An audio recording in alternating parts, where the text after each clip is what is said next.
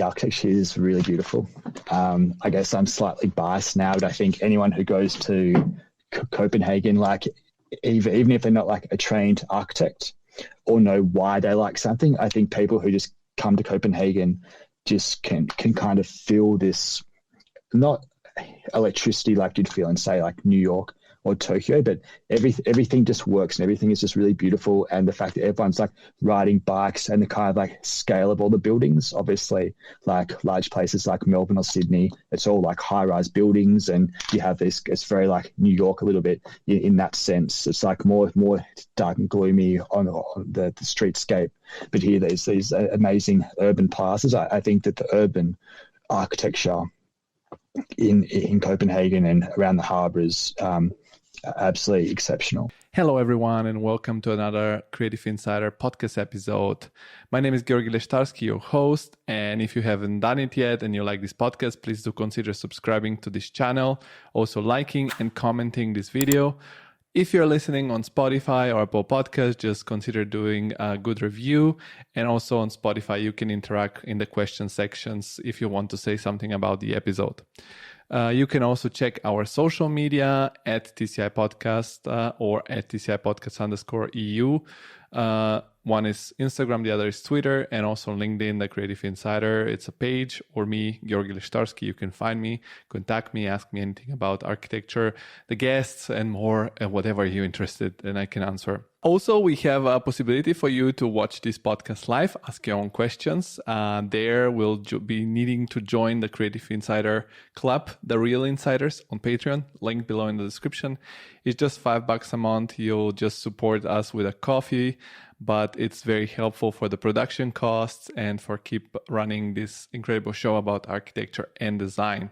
So now, before we start, I want to announce our next awesome guest we get on this podcast. We have another new friend from Copenhagen, and that's Sam Sweeney.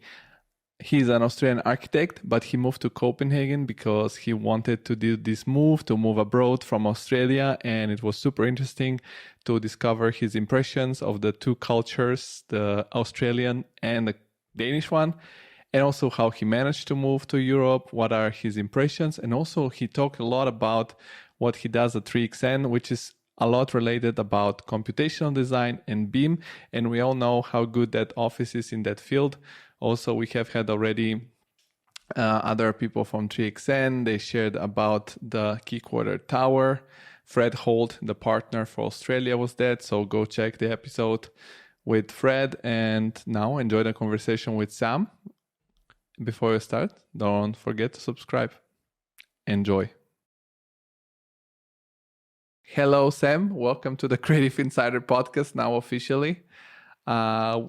We've connected through LinkedIn. You are part of another big Danish office, 3XN in Copenhagen, with one of the most beautiful offices in the world, in my opinion, and also according to many of the famous architecture issues online.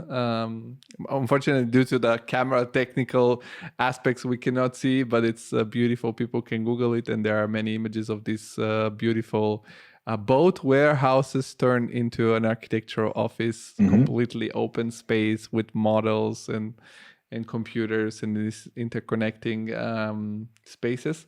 But we were saying that you are originally Australian, but ended up in Copenhagen. So that's right. You did the inverted way of Fred Holt, who is American, went through Copenhagen, now in Australia. So how did you end up at 3XN in Copenhagen? I'm really curious to hear about that. Excellent, Georgie. Well, very happy to be here. I've been very excited all day about this. How did I come here? Well, I moved over in 2018.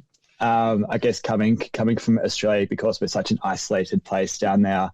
And I guess a lot of people's ambition is at some point to move to Europe, to have a different cultural experience and to be able to travel and do all those kind of things. So my wife and I kind of had that itch. I was working for a really good Australian office at the time. I'd been working out of university for around 5 years at that point. And then we were talking about it.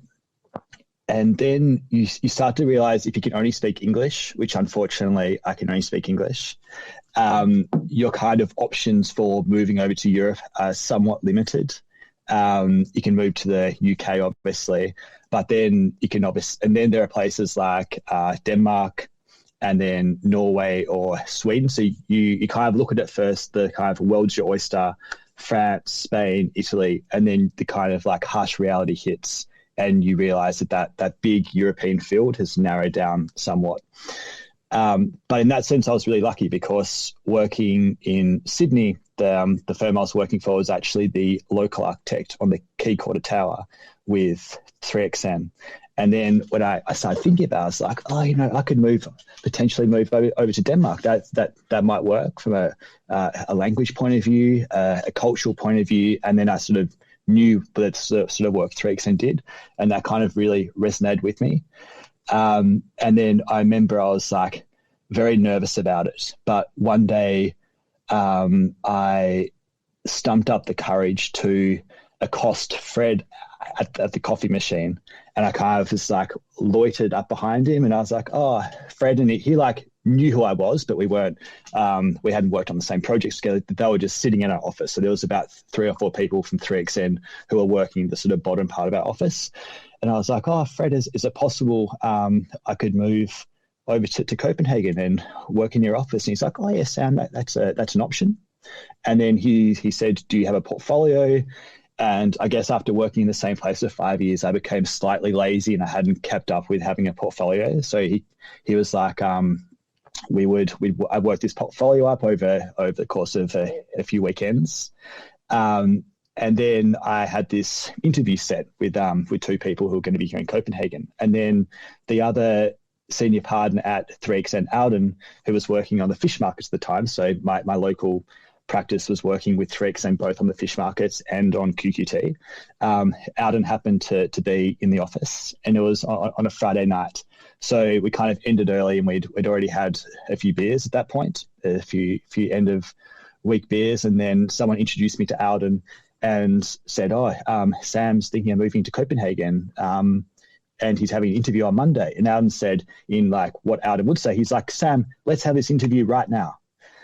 And I kind of, after having maybe 2 or 3 beers, not too many, but I was like, this is a bit of a life-changing move. I don't think I really want to have this interview on a Friday night when I haven't really done any preparation, or I wasn't really feeling on my game. So I kind of asked him if I could have this meeting on Monday. He was really busy. He said, okay, look, I'm going back to Denmark on Monday. We can do it. We can have a coffee in the morning.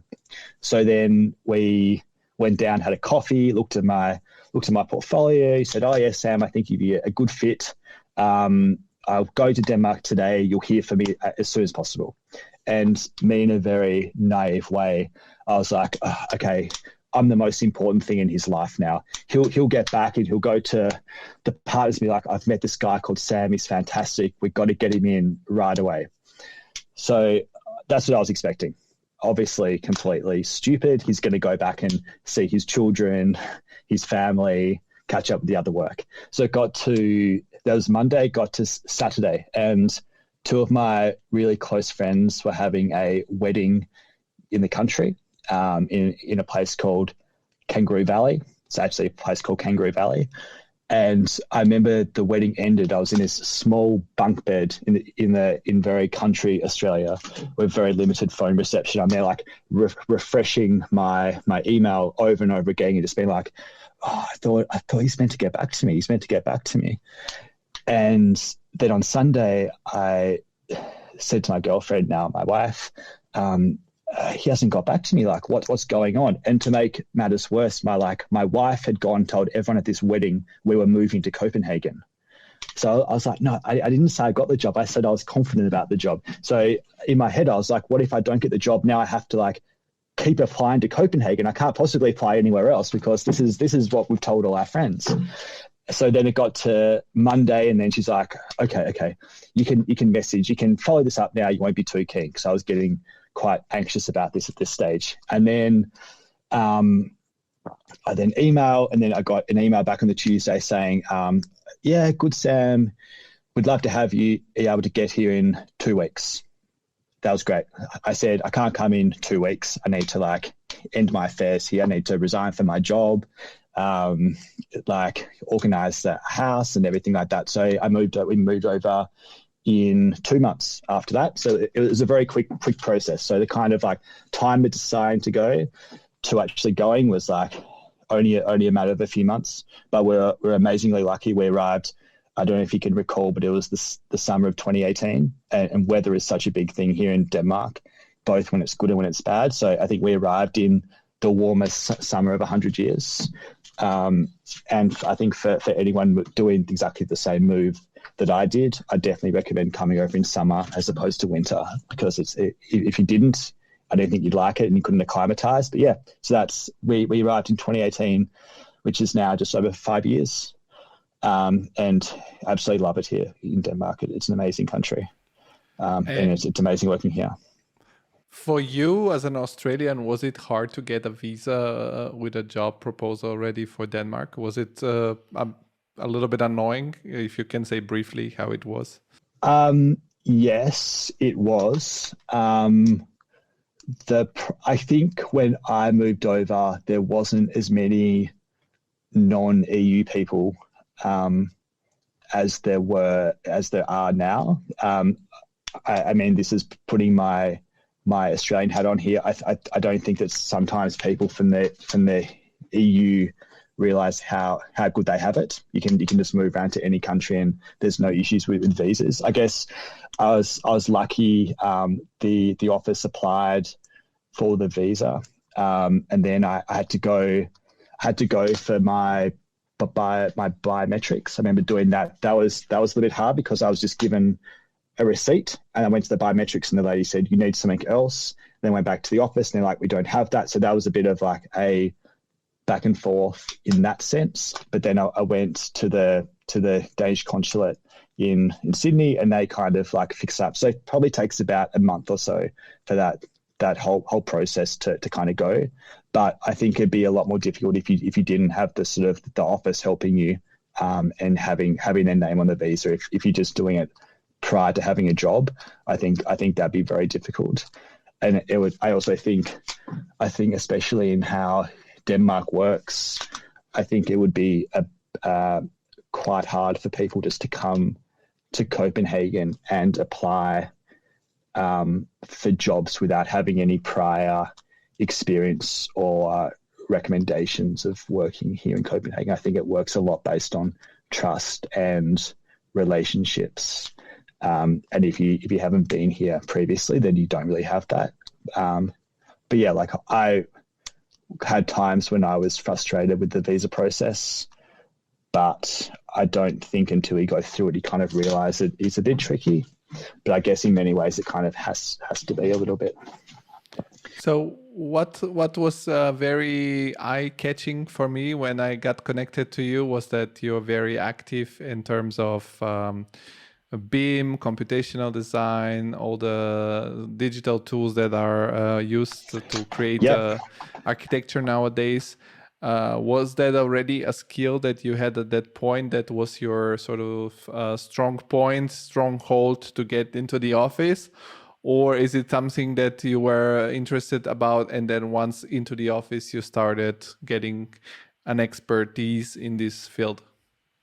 Yeah, it's a good question. I think I knew, so I guess just to take you back before I moved over to Copenhagen, I guess, and just for your listeners, I guess, how it works in Australia is to be an official architect, you need to be a registered architect, which means you need to do a certain amount of hours over these key criteria.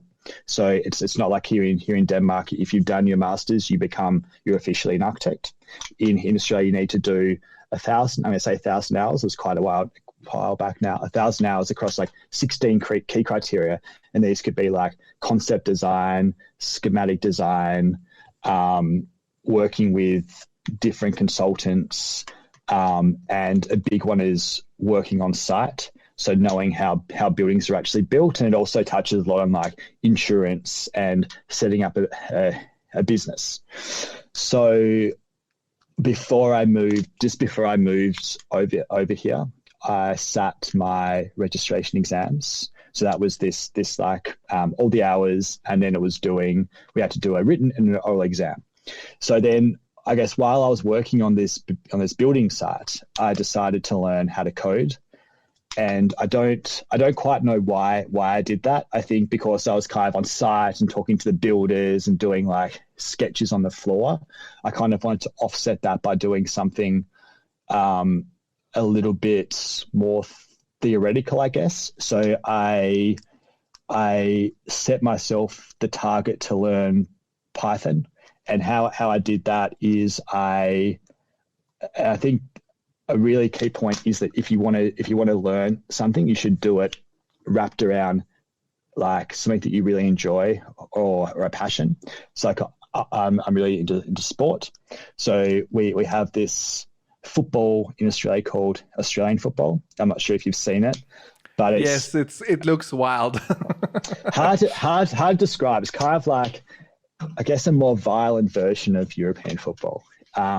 But you essentially carry it in your hands as opposed to kicking the ball on the ground.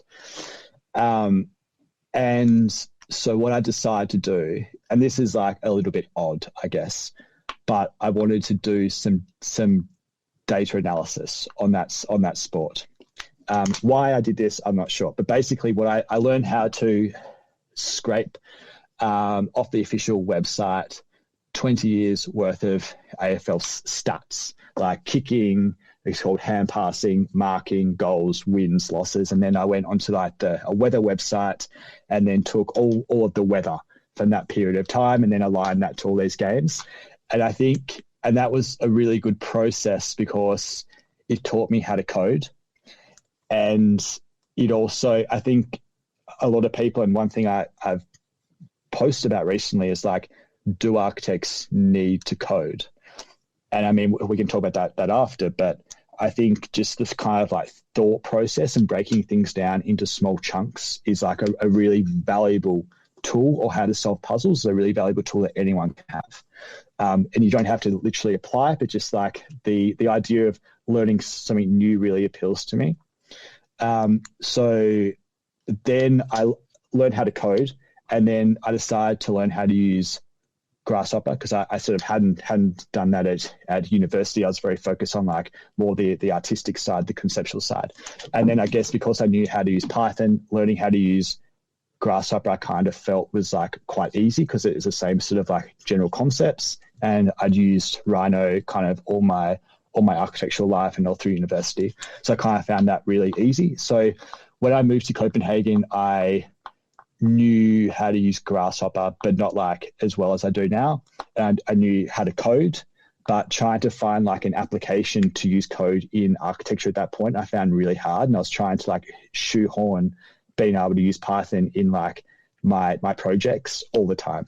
It was very consuming trying to like use something that I've learned and trying to make it practical. So I came over here and my first project was working on the fish markets down Sydney. And that's when I really started to like actively use Grasshopper a lot more, started to use Python. I started to write scripts in Python inside Grasshopper that kind of helped me solve things that I couldn't do in Grasshopper, or because I was also learning and I really wanted to use Python, I kind of like did what I could in a node and kind of tried to write a Python script which would do that, because I think that's like an important part of learning. As long as it doesn't take heaps of time and you're a complete drain to the office, I always like try, and if I'm learning something new, I always try and utilize that in projects, because when you learn new concepts, using them in a practical sense, I think is just how you learn. It really embeds it into the brain. And then coming from Australia, I knew how to use Revit. So I've been using Revit I learned Revit after I finished university, because I think the sort of use of Revit in Australia is a lot higher than what it is in Denmark, or at least what it was in Denmark. So I was quite good at Revit.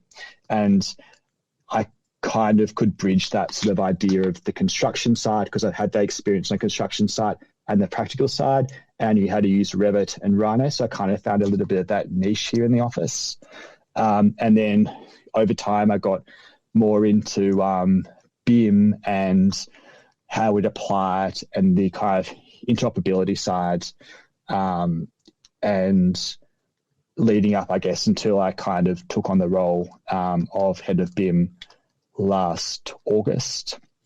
And now that's more focusing on, I guess, when I say BIM, what we're trying to do, and I know like it's not a new thing, but we're trying to create like a more program agnostic way of working here. So like we don't really want to like the people I work with, my team and I, we kind of want to set a system which can work across all programs. So it's not just like, this is how you work in Revit, this is how you work in Rhino. It's something that can be a more holistic way of working. And that's kind of like, it's a more data focused approach that can be kind of spread anywhere. And a lot of like programs are like Speckle, obviously moving more towards looking at data as opposed to what the source of that data is. So that's kind of what we've been working on. And obviously, a big part of that is making sure there's buy-in across the whole office and educating the whole office and trying to help people and for people to understand why they should be doing it this way, because it's going to save them a lot of time. It's going to give this back to them, this back to them, this back to them. So this is a big challenge for anyone, this whole education.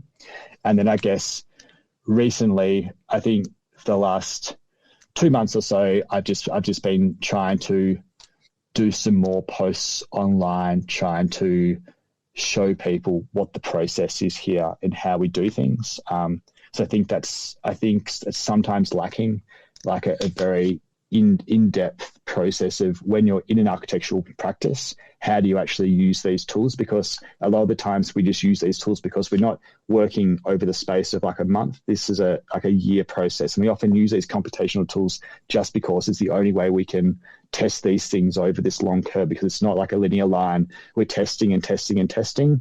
So by having these computational tools that allows us to iterate and do it when it wouldn't be possible if you did it manually, when you have changes, client-side changes, design changes, etc. When you test these new processes and try these new ways of doing things, as you said, it's non-linear and it's a little bit of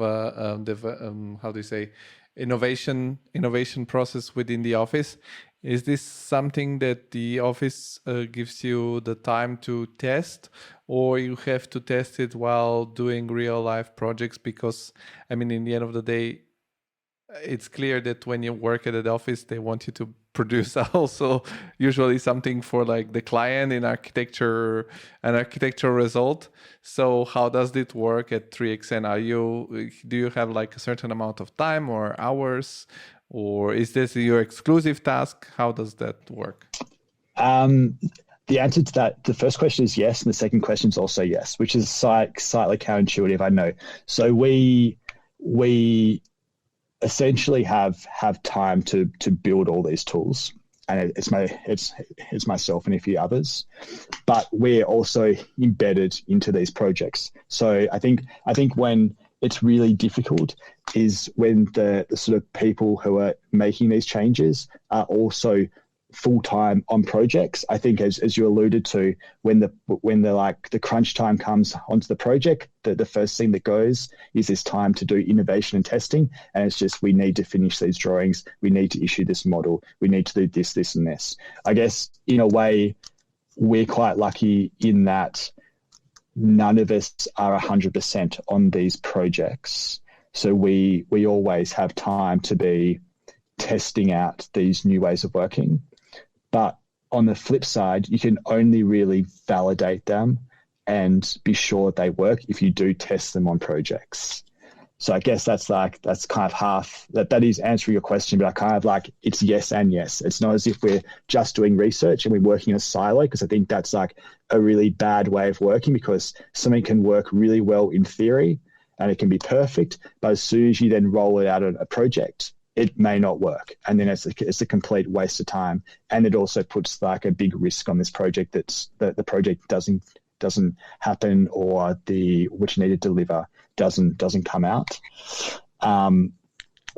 But you need to be practical, but you also need to be given, and that's like why our management here is really good at this. They also give us time to test these things, and they also have trust in us, which is important. Like if we weren't trusted for what we're doing, then it just wouldn't work because we wouldn't be trusted to roll it out on projects. But because they trust us to use our time to research properly, and they also trust us if we think it's ready to go and test out on projects, I think that's where Western magic happens. And I think we've recently had some like really good success. And if what we're rolling out is effective, it in turn saves the project team time, but it also means that we don't have to have as much engagement in that project because there's more autonomy on the team members to do it themselves if we educate them correctly. And then we can then spend more time on other projects or more time on this sort of research phase. No, that sounds super interesting. And how big is the team? And is it like the team that develops those new workflows? And are you guys a group of like Python, Grasshopper junkies that are super smart to develop these things? There's currently 3 of us. I mean, in terms of team, I think everyone would like a huge team. But I mean, there's like I think there's some like. You just have to be real when it comes to this. I work with a colleague called Alex, who you may have seen a LinkedIn post he recently did about using Chat GPT to create PyRevit scripts. If anyone see it, you should definitely check that out. But he is probably the person I've met who knows the most about Revit. I have never met someone who is more passionate about the program and who knows it as in depth as Alex does. I think a recent example of this is we were at a conference. We're at the McNeil Developer Conference down in Barcelona 2 months ago, and he got wind that someone was from Autodesk and he worked in AI, and this is just like Alex's ultimate dream, and he just like couldn't talk because he found this ultimate person in his eyes, and that would be like his ultimate goal in life, to just be working on Revit, coding Revit at the Autodesk headquarters, wherever that is. So he's very technical in that sense, and he's the person who does a lot of our Revit specific scripts. He's of course very smart. Then we have a student assistant, Austin, who's helping out more on creating our manuals and our systems, etc. And I guess I have more of an overview kind of role, working with the project teams, working with Alex and Austin, and more of a computational role, I guess. So how we move between Rhino and Revit, talking to like teams about workflows, what workflow would work best on their project. Because I guess there's not one size fits all workflow as well. Like it's a lot based on like, what are the skill sets of the team? What does the project need? Does the project need an advanced BIM model or just a simple BIM model? What is the time frame? Those kind of things. So in terms of like setting a way of working, it always kind of changes, and we always try and suit how we do things to like, what is the best method? What are the constraints in place? If we can just use Rhino, we'll just use Rhino. If it's best to just use Revit, we'll just use Revit. If it's best to have a mix, we can do a mix. But yeah, so it's a reasonably small team, but I think that we've been quite effective over the past year. And I think definitely having someone like Alex, like I've been using Revit for a while, but he's just like this next level super user, and using like AI to make all these Revit scripts. I think it's obviously really good. And I guess the sort of barrier to entry of doing those kind of things now is a lot lower, but I think he's really like harnessed how he can do this in terms of how he prompts, giving examples, but I don't think that he could actually do that if he didn't really have a very in-depth understanding of how the program works, because when he sees errors, he understands what those errors are. And if you're just trying to like use AI to make code, but you don't really know what the errors are, then that's kind of when it doesn't really work. And how do you spread this knowledge around the office? Do you have internal classes that you guys do for the other people, or do you have, as you said, some written form like book manuals, Yeah. or maybe both? How much time is dedicated to that? If you can share how you teach others, and also you said you've started sharing a little bit on LinkedIn. What can find people a little bit more about the process on public released sort of say issues? Yeah. I guess in terms of education, I think it's a really hard one, right? I think there's no one who's really nailed how to educate the whole office, because people on different projects. I think when people are on projects, they're very focused on what they need for that project. So doing a sort of holistic teaching is often quite hard. It kind of needs to be very like project focused. And I find when you teach concepts, like an overarching concept, like let's say how to create a door in Revit, you might have like half the office might watch. That's probably an exaggeration. But then if those people are not making doors, for example, a boring example, in their project, then when they come to making a door in 6 months' time, they're not going to have any recollection. It's film, but it's going to go in one ear, out the other. So I'm a big, and it kind of gets back to when I was talking about when I was learning Python, I was applying it to an actual project. So we try and, I guess, teach. If we're teaching, we definitely try and teach specific things to the actual task that they are doing, and they're trying to frame that around the sort of methodology of how we want to work. So like how we want to name things, how line patterns work, how hatches work. And this is kind of, as we've changed all that, we're trying to like feed all that into the different projects. We do have our BIM manual, which we've been working on for the past like 6 months. And this is like I think this is a super important one, because I don't know, but reading a BIM manual is probably the most boring task that anyone could possibly do. It's just, you have like reams and reams of paper, 100 pages or so, of just like this 8-point text just explaining stuff that no one really wants to read about. So what we've kind of developed, and I did post this on my LinkedIn if people want to go and check it out, just like a little feature of it, is we have this idea of reading it fast and reading it slow. So we've done it so all of our pages in color is the kind of fast way of reading this manual. So if you want like a high level overview, it's a high level overview on text styles or project browser or running to Revit interoperability. You just read these color pages so you can very visually quickly see what these highlight pages are if you just want to understand a concept.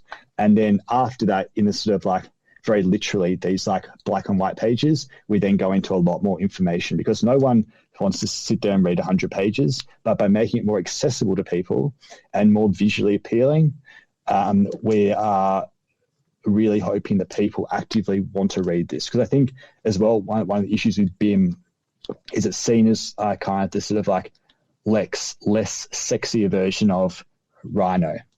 And that's kind of what we're trying to kind of push, is that there's a lot of advantages with Revit, and it can be really engaging, and it's not a tool which is just for pure documentation. You can actually do some really nice things. You can get some Enscape renders. You can actually look at a lot of the sort of like spatial planning. So we're trying to push Revit and really trying to encourage more people to get into it, to try and highlight the advantages that come with that. But the whole teaching is obviously like a really hard thing for most offices, because everyone's always busy. And how do you find that kind of time to get people when everyone's busy? So that's why it's a very like project by project based, and giving practical input on what the task they're doing on that project is. But also when a project starts, is to really try and give a high level overview of what the expectations and the goals of this project are. What are we trying to do? So that's also really important. And is this manual available only for the people who are internal at the office, or this is something that you have publicly shared now? I've shared an example of it.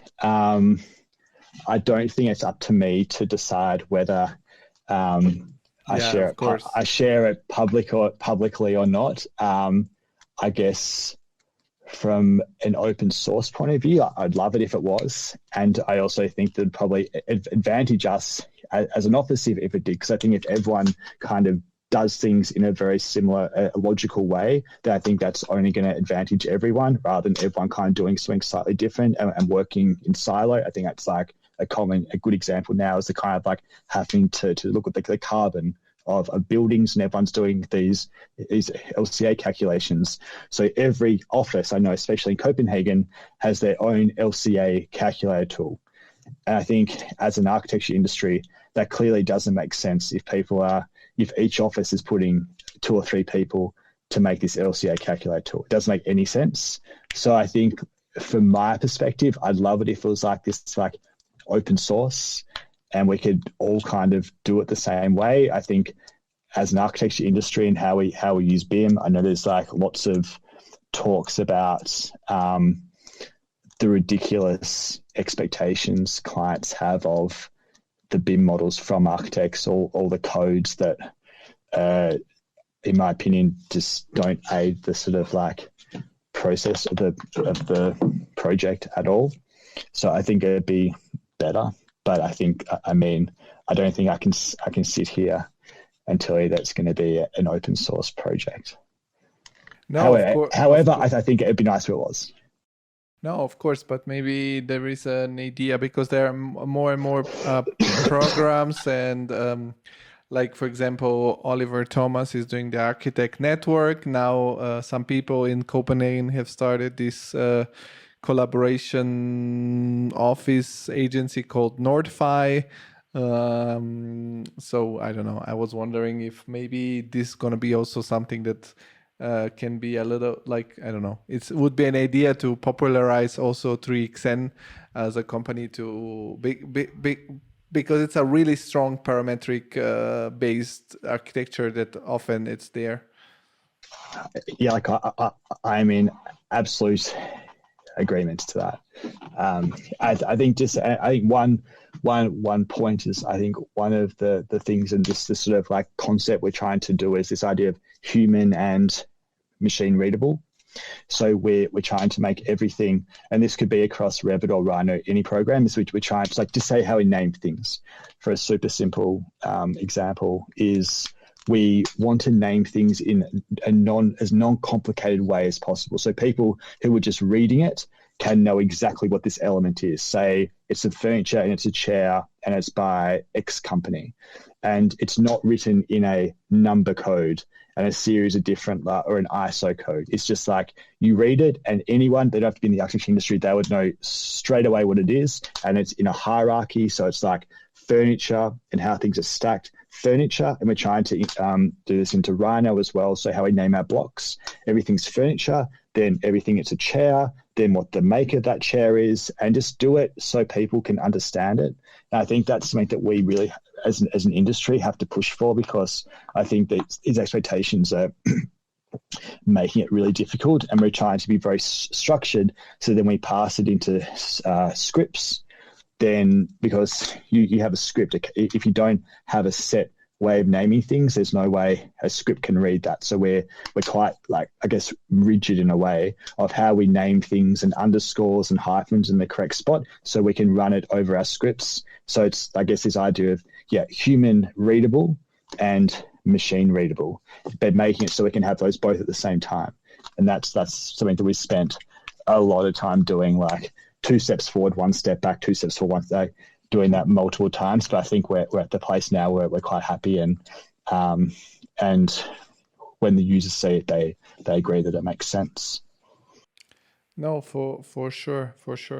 And you mentioned you've experimented already with Chat GPT. I mean, your team, Alex, your colleague, you mentioned. And this is a great time of like shifting within our tools as architects. So what is if you can share, what is your experience with AI? What are some tools that you have already started to test? and for what purposes, like Chat GPT or other? Now we have Midjourney. What is called? We had that thing that makes renderings within Revit. I think it's called Vera. Whole Vera. flaps. Now Yeah. every Autodesk is about to release some AI tools. Adobe released AI stuff. So what is your experience and what are the possibilities? I mean, I think that's absolutely amazing. I mean, there's obviously a lot of caveats around AI.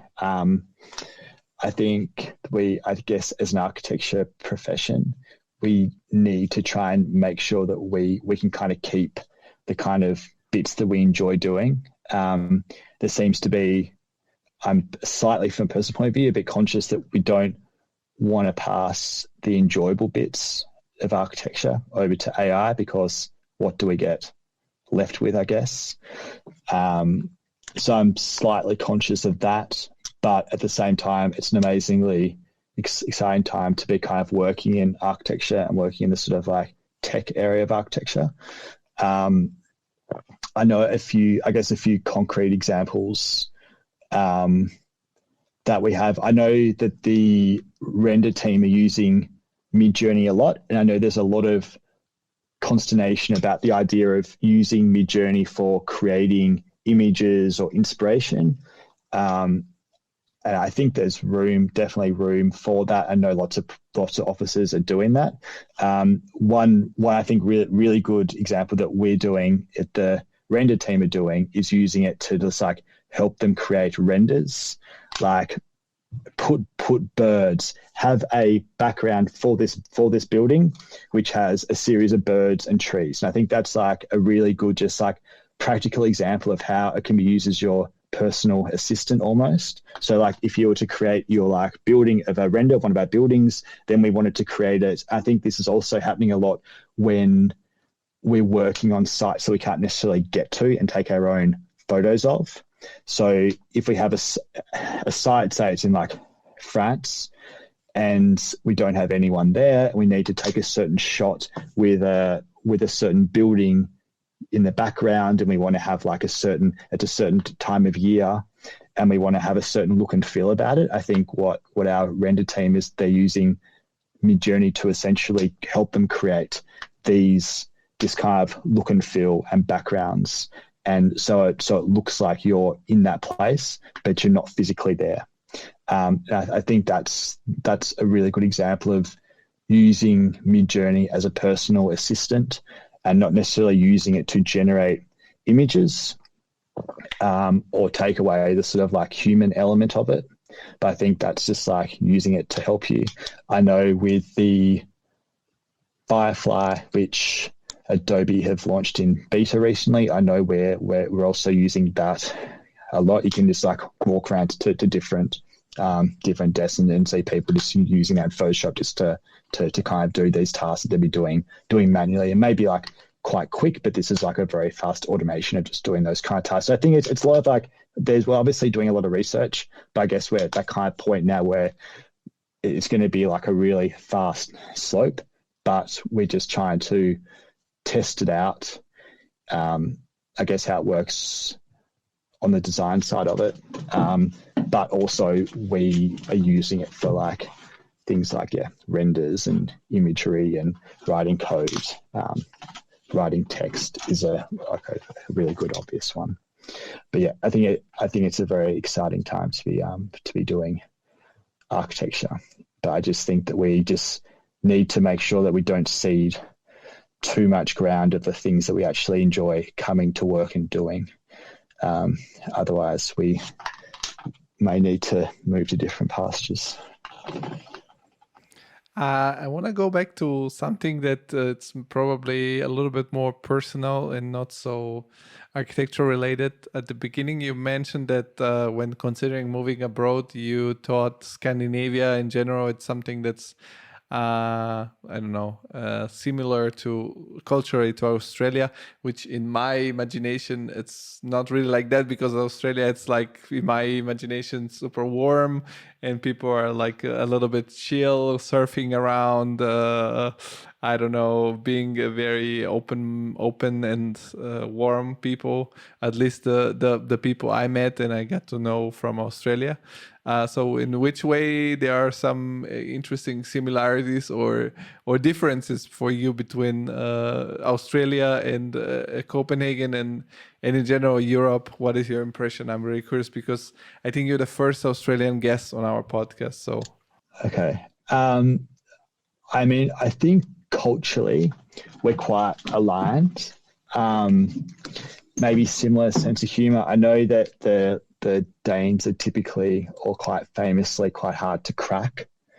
They're a lot more, I guess, introverted in that sense. But I mean, I think that the idea of Australians all being like super relaxed and out on their surfboards all day is maybe something we like to portray if we meet people on holiday.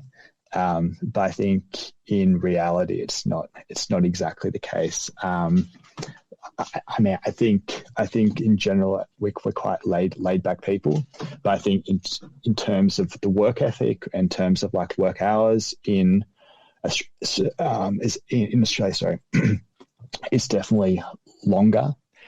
I mean, I think one of the really things that took me by, I was a bit shocked about, which is actually happening now, is I don't know if you've heard of the school graduation party buses. Yeah. Which is like, yeah. So this is one of the most like crazy things, which I find very endearing, which I don't think would ever happen in Australia. So for people who don't know what it is when people graduate when they're 18, 19, they essentially hire these like what look like farm trucks or kind of army trucks. And I think this is a purely Danish thing. And their whole class will go onto one of these buses. So they'll just be on the out on the tray of these trucks. They'll be pumping extremely loud music, and the essential premise is they will go to every member of the class's parents' house. So they'll be like on the back of the truck, screaming and waving, horns honking. So this is happening right now.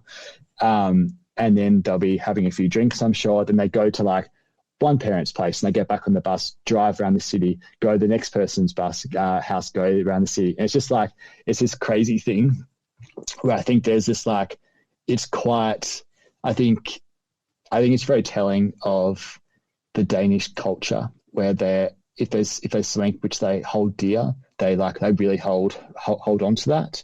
And it's quite free in that sense. And I think one of the things I like most about these buses is when you see people just like walking on the street who look at these buses who are, say, like in their 40s, the smile on their face, they just look at these buses, you can just see like the smile just says like, that was the best day of my life. And I actually think that this is like the best day of most Danes' life, when they're on the bus with their closest friends, going to their parents' place, just listening to music. And I just really love that.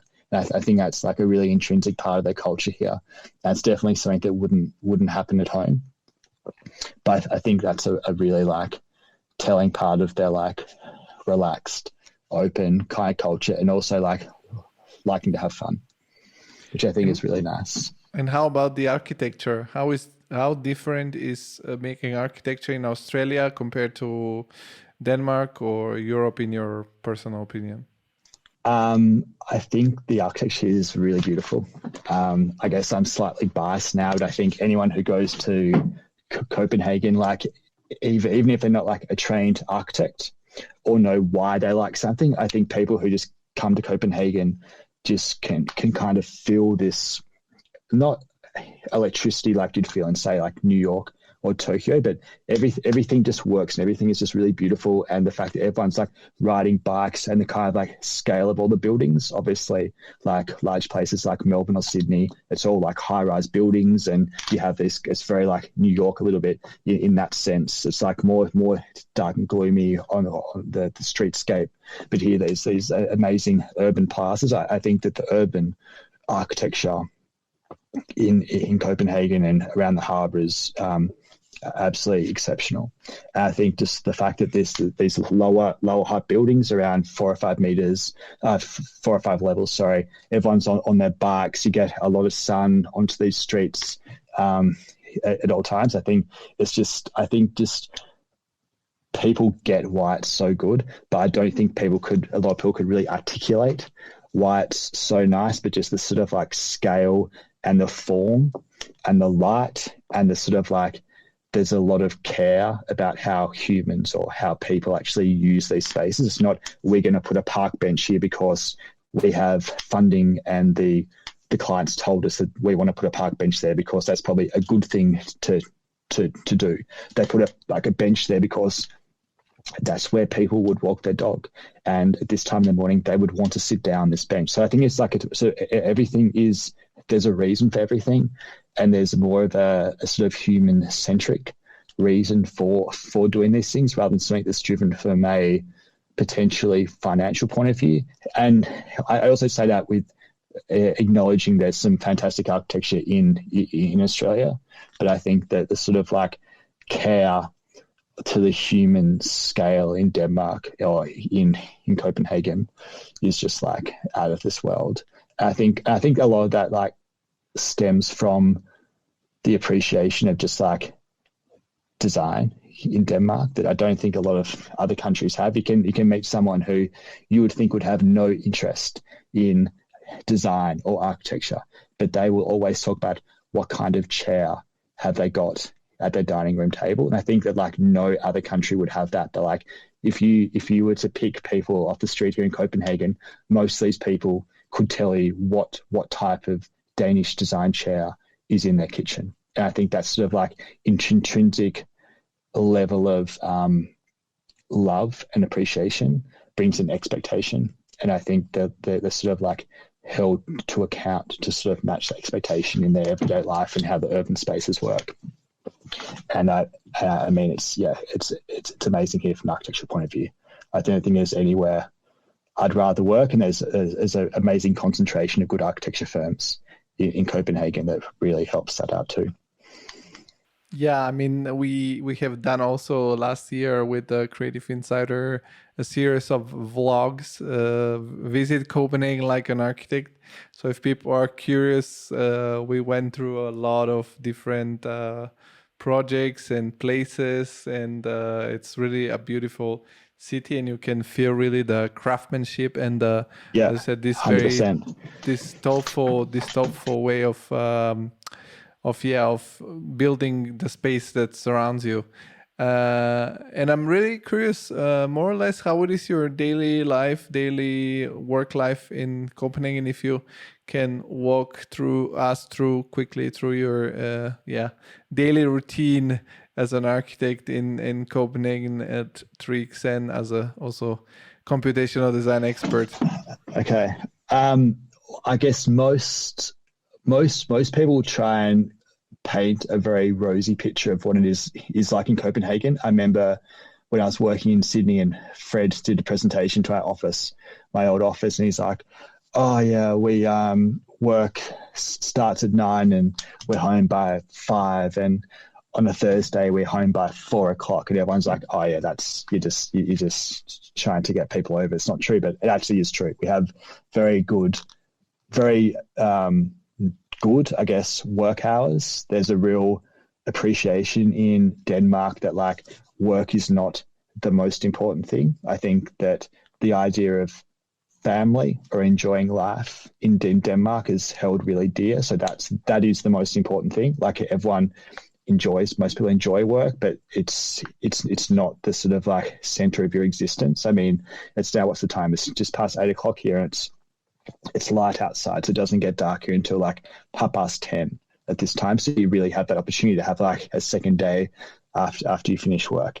But I guess in terms of like what I do in the actual office, in a very Danish way, I ride to work. So that's also a really nice way of experiencing Copenhagen, because I get to ride past all these like amazing spaces that I saw in architecture books when I was at university. I get to see that every single day.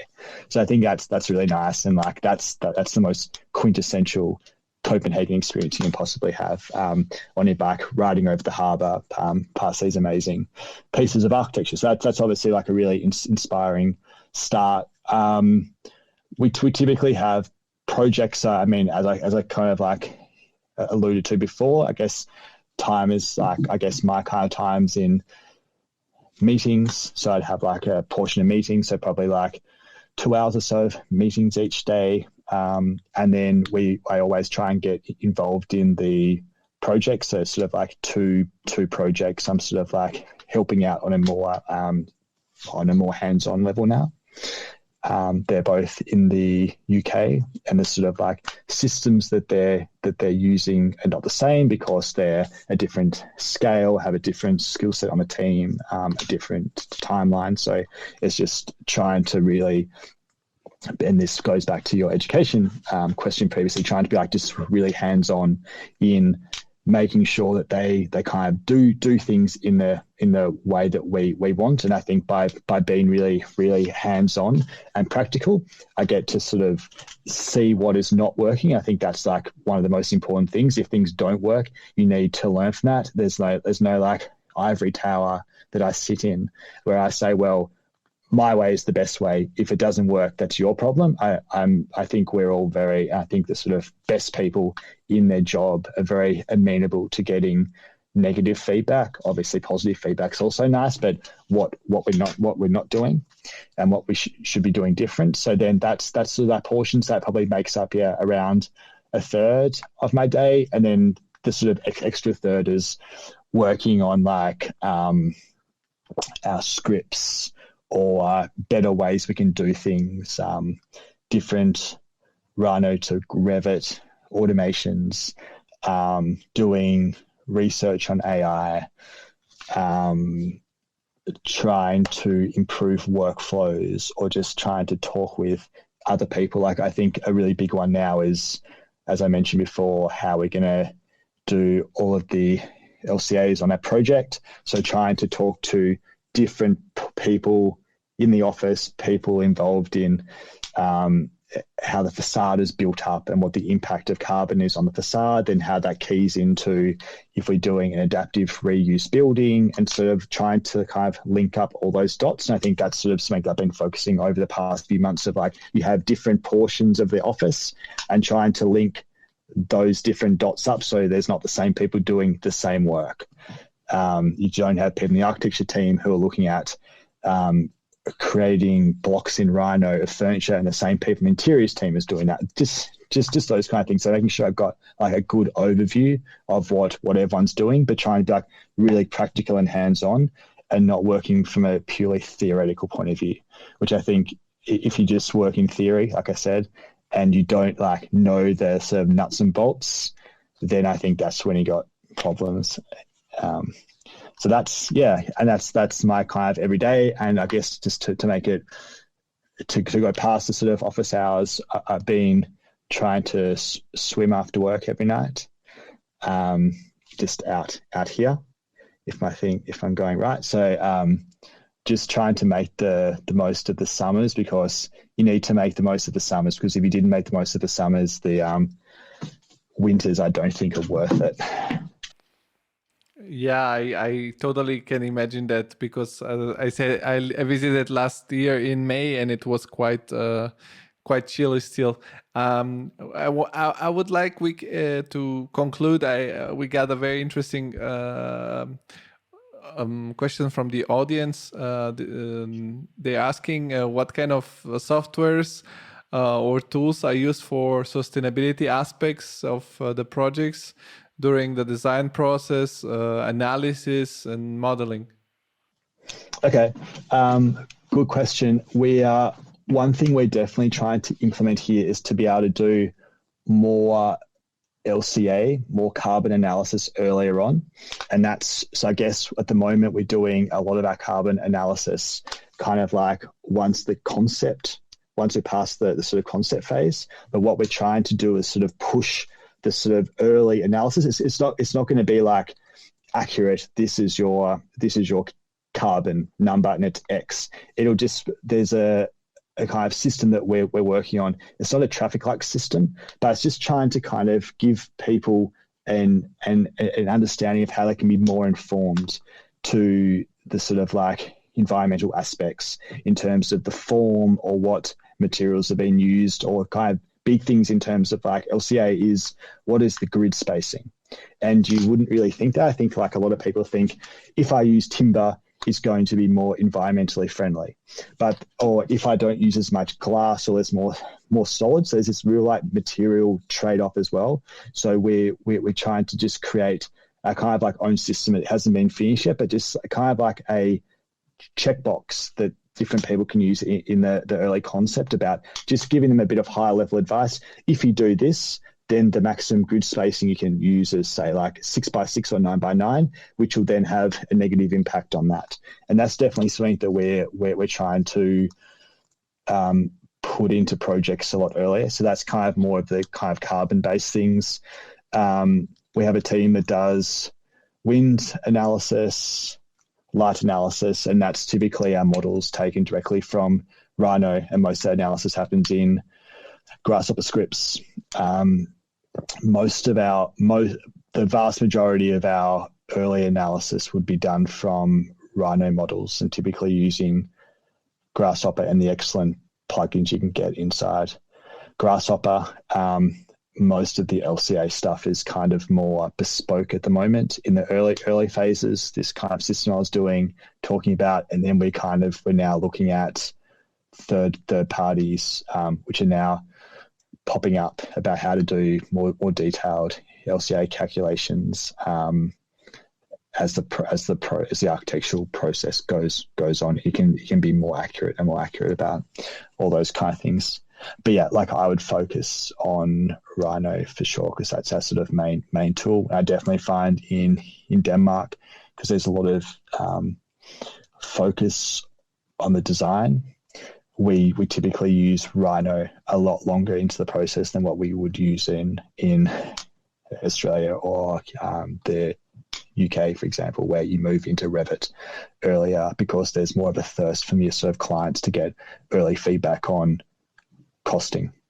And that's not to necessarily say that there's not an expectation of costing here, but there's definitely more of a focus on good architecture in terms of the design here in Copenhagen. No, that sounds awesome. Well, Sam, I don't want to take away any more time of your summer swim in the evening. I want to let you go jump into the Copenhagen harbor. Thank you very much for sharing all this insightful information. And as I said, you're always welcome back to share more on the Creative Insider in the future when there are some developments on what you're working on. Thank you very much. Amazing. It's really good to be here, Georgie. Thank you. Thank you, everyone. Thank you, everyone, for asking questions. Thank you. Bye-bye.